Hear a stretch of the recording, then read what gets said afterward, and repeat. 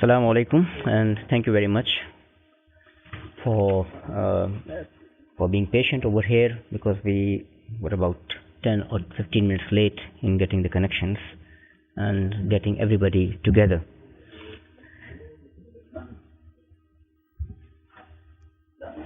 This lecture today is on Islamic microeconomics and macroeconomics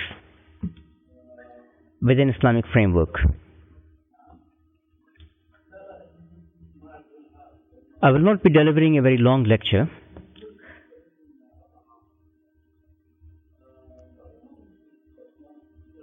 There are more competent people over here within Islamabad, within Markfield Institute, and within IDB, whom I know of, and maybe and other universities as well, who are working in this area and who have contributed in the past and are contributing in the recent debates on the issue with how to model things at the micro and at the macro level.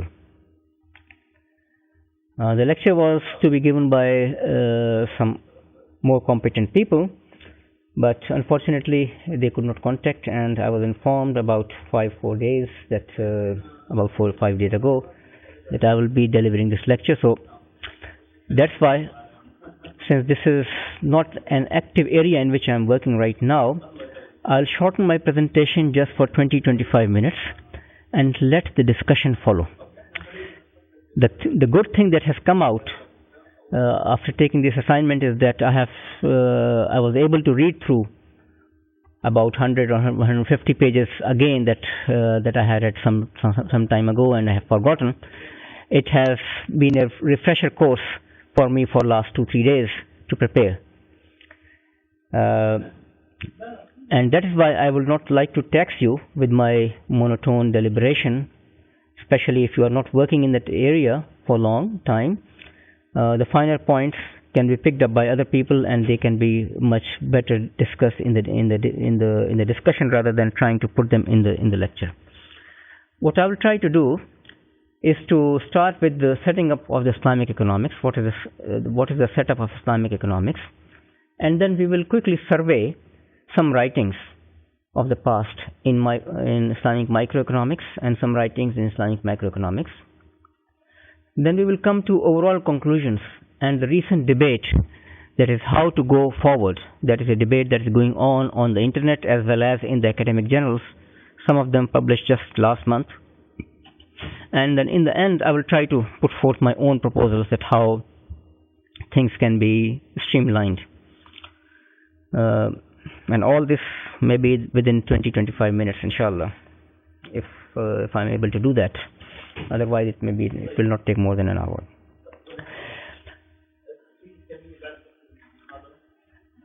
There is a large amount of literature on Islamic economics in general and Islamic micro and macro in particular. But each author has tried to approach the subject afresh, and there has been some innovations as well and some very good contributions. But overall, we don't find any consistency except on the broader outline.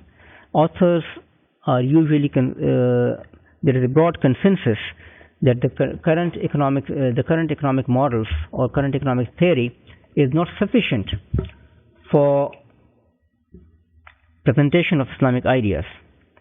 Let me give one exposition from Chapra's contribution that he wrote in The Future of Economics and Islamic Perspective, a book that was published in 2000. If I can get this document camera on, I will be able to show a chart that is based on my understanding of how the Islamic economic system, what is the nature and the methods. Over here you are seeing the plan of the lecture, that preliminaries and the setup of the Islamic economics and the survey of micro and survey of macro and then overall conclusions and the proposal. But here is the chart, let's say.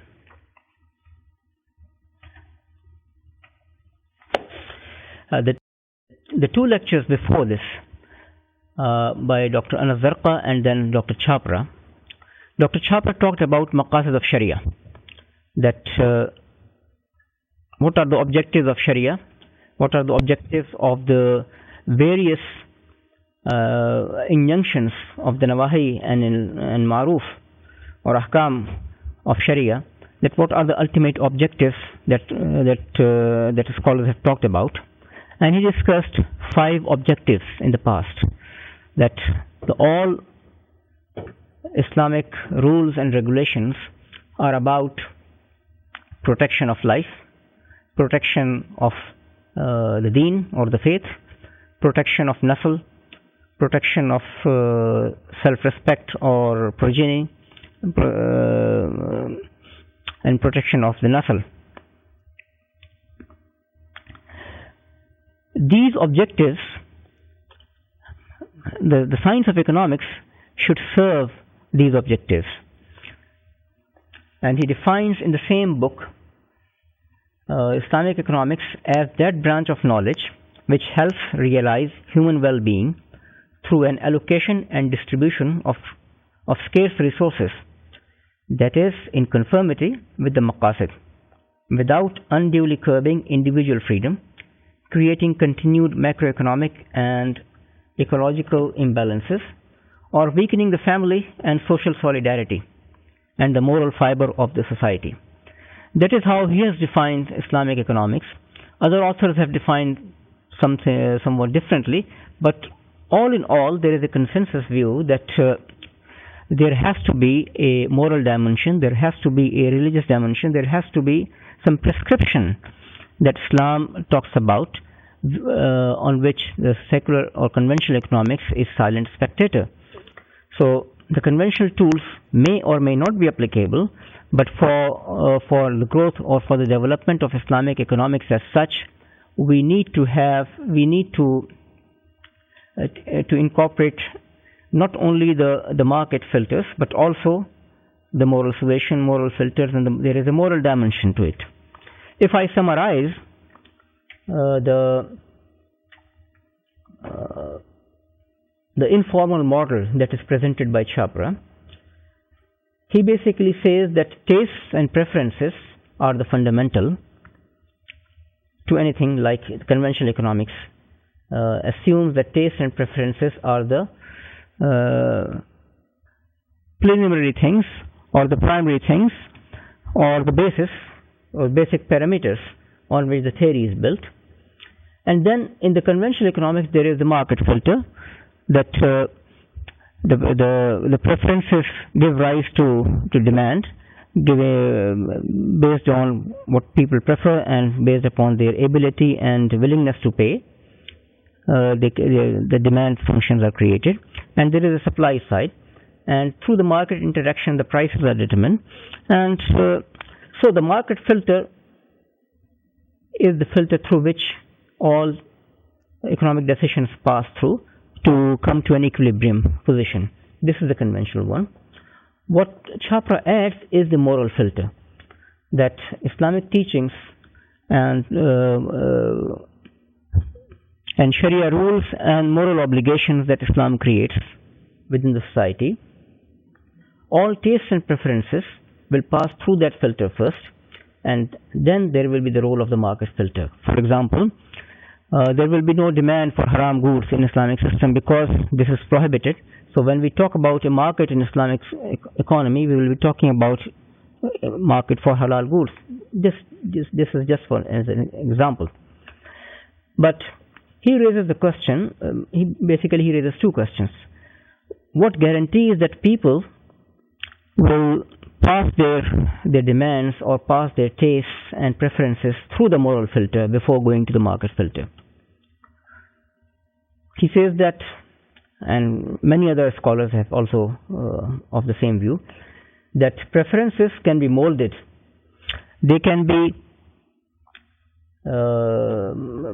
molded and refined through teachings and persuasion and religious teachings and religious education and whatever through society. So which will affect that. Conventional economics takes tastes and preferences as given and constant, but in Islamic economics we assume that these tastes and preferences will be molded, and they ought to be molded, because human is created, man is created as he wants good things, all good things. He is never satiated, but at the same time, the religious teachings and are there to tame his preferences. Prophet ﷺ said that you are not Muslim unless you abide by the rulings that I have brought, and unless your tastes and your preferences become the preferences of according to the teachings that I have brought. So there is a need at the individual level as well as at the society level that these tastes and preferences should be molded, and things should pass through the moral filter before going to the market filter. But what guarantees that rich people will pass their preferences through moral filter? One is molding of preferences. Another role that is given in the chapter is the government, that the government has the role to ensure that moral filter is used, and so this is the role of the government, not only in modifying but also in checking that things are going according to the masalih or the objectives of Sharia, and whatever equilibrium that will be arrived through after passing the preferences through the moral filter and after passing it through the market filter will be a Islamic economic equilibrium.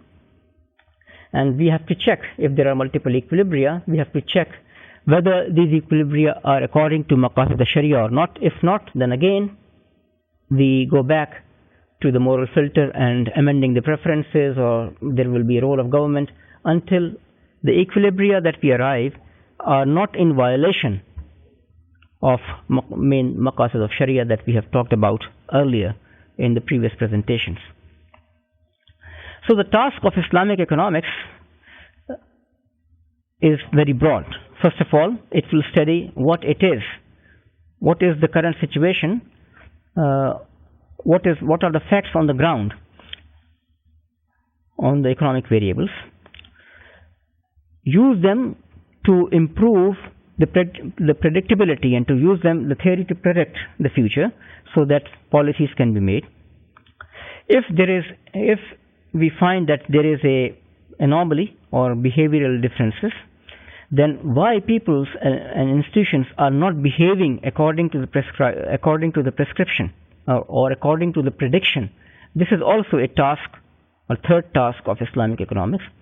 And fourthly, the effective policies to realize the goals that Islam has set for us. So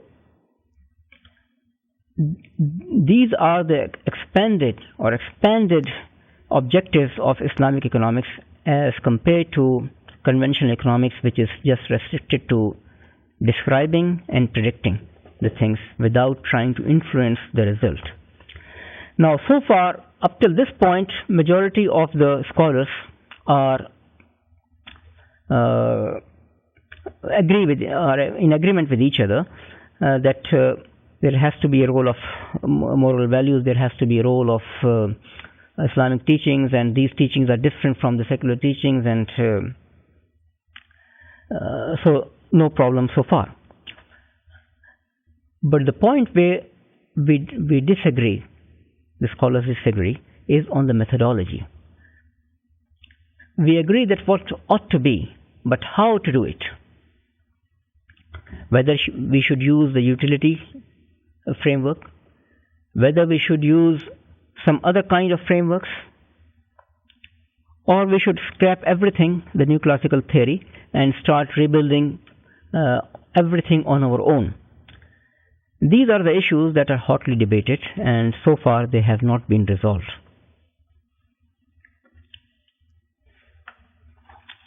And similar things we can find if we go in the literature of micro and macro papers that have been presented in the literature. For example, I have selected 7 papers from the microeconomics, one by Dr. Fahim Khan on consumer behavior, Another by Dr. Asad Zaman, it's also on consumer behavior. Then by M.M. Mutawalli on theory of firm, and by Rauf Azhar on the theory of investment, and the Chopra that I just talked about.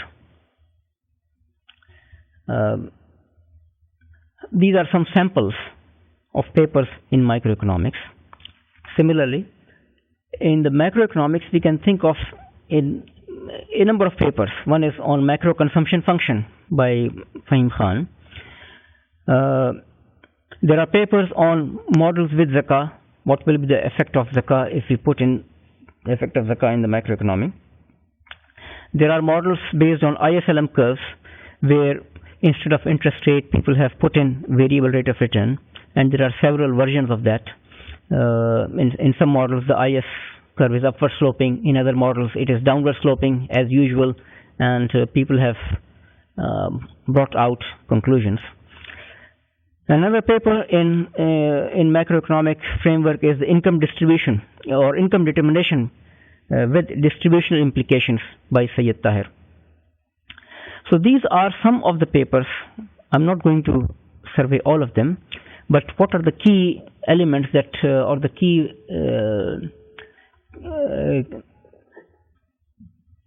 or the innovations that scholars in the past who are writing in this area tried to incorporate, and to what extent they were successful and to what extent they failed in their endeavor, and we will come to the way forward.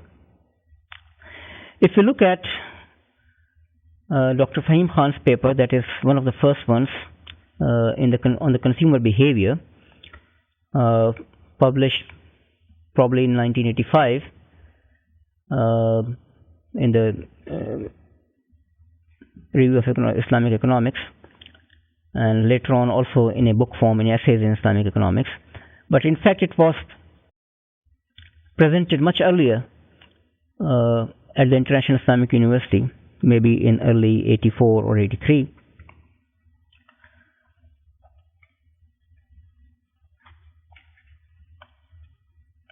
In his theory of consumer behavior from Islamic perspective, he divided the optimal choice problem into multiple stages. The innovation that he brought in is that spending in the way, the first thing that a Muslim consumer will do will divide his expenditures into two, or in other words, the consumption problem is bifurcated into two separable parts. One, he will decide spending in the cause of Allah, how much he will spend in the cause of Allah, and secondly, he will decide how much he would like to spend for this world. From this second part, he will decide later on about his consumption and about investment or savings. But the first decision in Islamic framework is spending in the cause of Allah and spending for the worldly needs. Then a second innovation that he brought in the literature was the concept of needs versus wants. The conventional economics deals with human wants, and wants are never satiated. Prophet ﷺ said that even if a man is given, man wants more and more, and even if he is given a mountain like Uhud of gold, he would like another mountain similar to that, and more, and nothing will satiate a human being except the dirt of the grave, of the soil of the grave. So humans are created in such a way that their wants are never satiated. But as opposed to that, needs have limitations. Basic needs are well defined. We can assume that they will be limited. It is easy to conceive that needs are limited as compared to wants. So his theory, Fahim Khan's theory, was Islamic economics or consumer behavior is about satiation of needs, not about wants. Another innovation that he brought in accordance with Maqasid al-Sharia was that he talked about maslaha instead of utility, that an individual Muslim consumer would be maximizing private maslaha as well as public maslaha, social maslaha as well as private maslaha. I want to request Lebanon because they are working continuously. Hello, Lebanon. Huda, your system is continuously disconnecting very often. Please, if it happens again, can you restart the codec completely? Okay.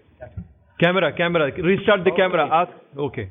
If it drops off again, please restart the camera. Thank you. Thank you, Dr. Salman. Sorry. Okay, thank you.